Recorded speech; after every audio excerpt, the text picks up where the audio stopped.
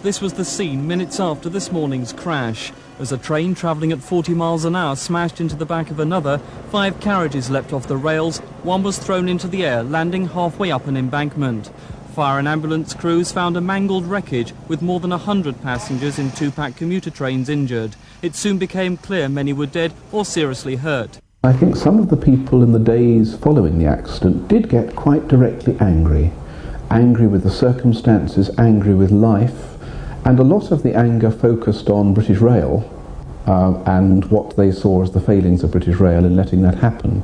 I thought there were two things. First of all, some realistic anger, but also having somebody to blame. And the focus of blame, we felt quite protective sometimes of the British Rail staff who were in the hospital and obviously collecting and focusing a lot of the anger. That, I think, was very much how a lot of people coped by getting back under control. If you can feel properly angry, then you can feel you're, at least at some level, getting some control over what's happened.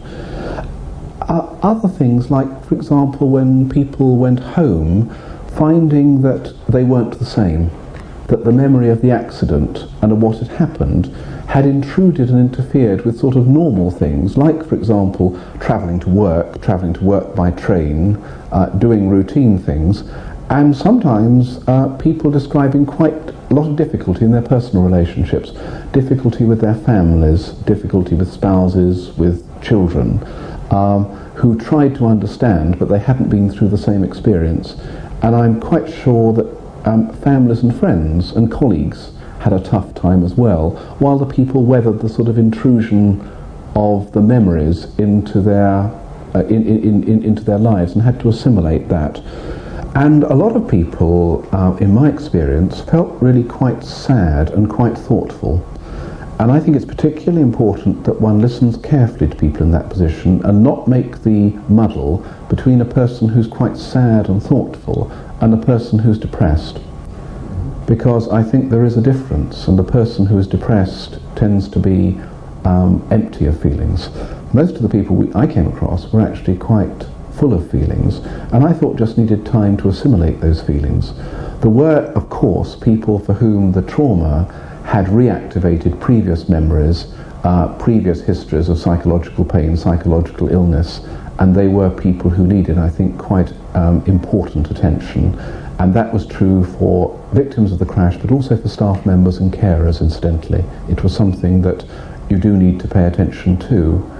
And then a time when people need to be able to talk about the memories, catharsis above all, to have the feelings, and then to be able to distance themselves from what had happened. And that doesn't mean getting better or forgetting, but it means marking off an ending and recognizing that you've moved on into another phase. So, for example, the memorial service after the accident, the setting up of the memorial and the dedicating of the memorial, and the first anniversary were particularly important marking points, I think, whereby people could begin to assimilate, as it were, to the change and take it on board. What I found was that many more people came to the very silent, simple ceremony we do on the anniversary. Many more people came on the second anniversary than on the first. I think in a way it was more accessible around the second anniversary. And certainly speaking of the Clapham disaster, I know that psychotherapeutic, social work, pastoral colleagues are still seeing people. It does go on for much longer than one really imagines. And these are the feelings which I think we've now come to recognise and write up as belonging typically to post-traumatic stress syndrome. And I think the concept, provided you don't make a straitjacket of it, is a very useful, a crucial one.